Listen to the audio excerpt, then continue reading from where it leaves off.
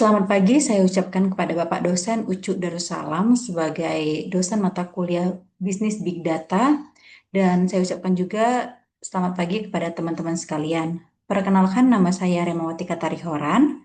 Pada kesempatan kali ini, saya akan mempresentasikan materi mengenai sistem informasi dan penerapan Big Data pada model bisnis kedai kopi modern di Indonesia. Topik ini saya pilih karena kedai kopi merupakan salah satu bisnis yang berkembang pesat di Indonesia, terkhususnya di Banda Aceh, dan sudah banyak yang menerapkan sistem informasi dalam operasionalnya. Saya juga akan membahas bagaimana Big Data dapat memberikan keunggulan kompetitif bagi bisnis ini. Berikut adalah agenda yang akan saya sampaikan hari ini. Pertama, saya akan menjelaskan model bisnis kedai kopi modern di Indonesia beserta alasan pemilihannya. Kedua, saya akan menyampaikan diagram sistem informasi yang sudah berjalan. Ketiga, saya akan membahas secara detail keempat proses bisnis utama, yaitu transaksi, produksi, distribusi, dan layanan. Yang keempat, yaitu saya akan memaparkan rancangan arsitektur Big Data beserta use case-nya. Terakhir, saya akan menyampaikan keunggulan penerapan Big Data berdasarkan referensi jurnal serta rekomendasi implementasinya. Mengapa saya memilih model bisnis kedai kopi? Karena yang pertama, kedai kopi memiliki semua proses bisnis yang diminta, dimulai dari transaksi, produksi, distribusi, dan layanan konsumen. Yang kedua, sistem informasi sudah banyak diimplementasikan.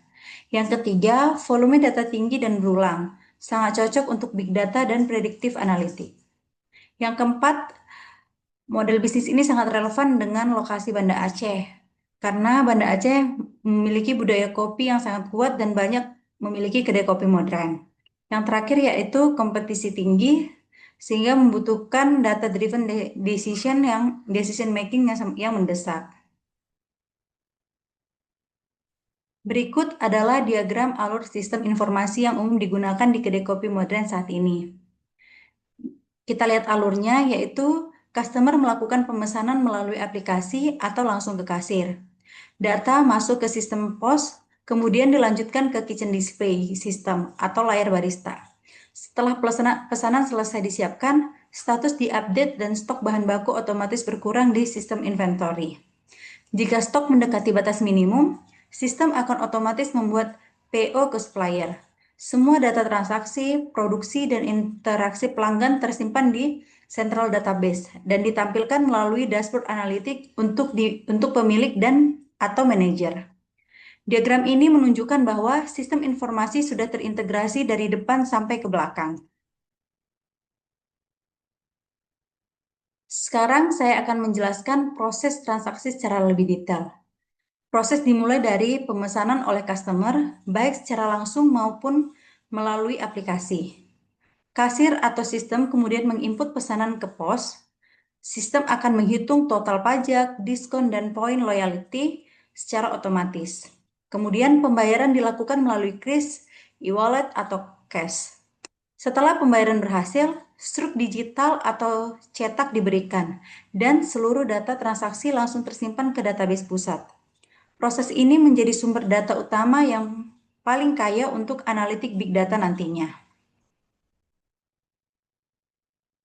Berikut ini adalah proses produksi. Setelah transaksi berhasil, order otomatis muncul di kitchen display. Barista kemudian menyiapkan pesanan sesuai resep standar. Waktu persiapan dicatat secara otomatis oleh sistem. Setelah selesai, status diupdate menjadi ready.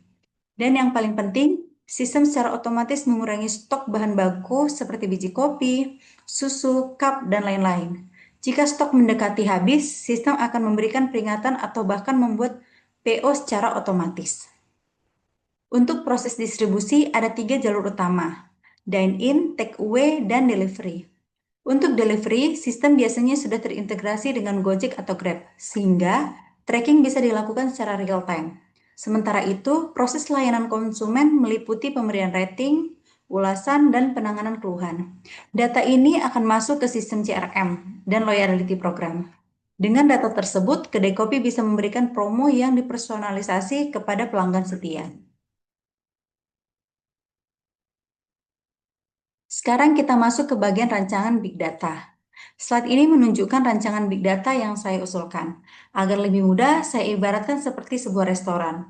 Data dari kasir, dapur, dan pelanggan masuk ke sistem layer 1. Lalu data itu diolah dan disimpan dengan rapi seperti di layer 2 dan 3. Setelah itu, sistem menganalisis data tersebut untuk memberikan prediksi dan saran sesuai pada layer 4. Hasil akhirnya bisa dilihat owner dalam bentuk dashboard atau notifikasi WhatsApp sesuai pada layer 5. Jadi tujuan sederhana yaitu mengubah data mentah menjadi informasi yang berguna untuk mengambil keputusan bisnis. Berikut ini adalah contoh penerapan nyata di konteks kedai kopi Indonesia, khususnya di Banda Aceh. Dengan Big Data, kita bisa melakukan demand forecasting yang mempertimbangkan cuaca. Misalnya, saat hujan deras, penjualan kopi panas biasanya meningkat. Kita juga bisa mengoptimalkan inventory sehingga waste bahan baku bisa ditekan. Selain itu, sistem bisa memberikan rekomendasi menu secara personal kepada pelanggan berdasarkan riwayat pembelian mereka. Dan yang tidak kalah penting, analisis sentimen dari review pelanggan bisa dilakukan secara otomatis untuk mendeteksi keluhan lebih cepat.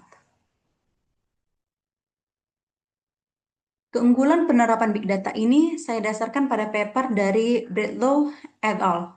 Yang berjudul The Role of Big Data and Predictive Analytics in Retailing yang diterbitkan di Journal of Retailing.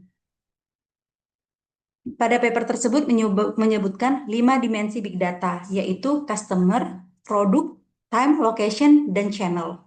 Dengan menerapkan kelima dimensi ini, kedai kopi bisa meningkatkan customer lifetime value, mengoptimalkan menu, melakukan peramalan permintaan yang lebih akurat, membandingkan performa antar cabang, dan memahami perilaku pelanggan di berbagai channel penjualan. Sebagai kesimpulan, saya mengusulkan implementasi Big Data dilakukan secara bertahap dalam 4 fase. Fase pertama dalam 3 bulan pertama yaitu fokus pada pembersihan dan integrasi pada existing dari POS. Fase kedua pembangunan dashboard real time dan forecasting sederhana.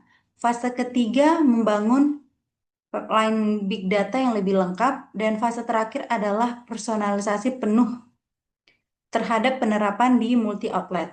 Dengan pendekatan bertahap ini, biaya dan risiko bisa diminimalkan. Berikut adalah beberapa referensi yang saya gunakan dalam penyusunan materi ini. Antara lain paper dari Bradlow et al. Di Journal of Retailing, serta beberapa jurnal Indonesia yang membahas implementasi sistem POS di kedai kopi. Demikian presentase dari saya. Terima kasih atas perhatian Bapak dan teman-teman sekalian. Di akhir presentase ini saya ucapkan terima kasih.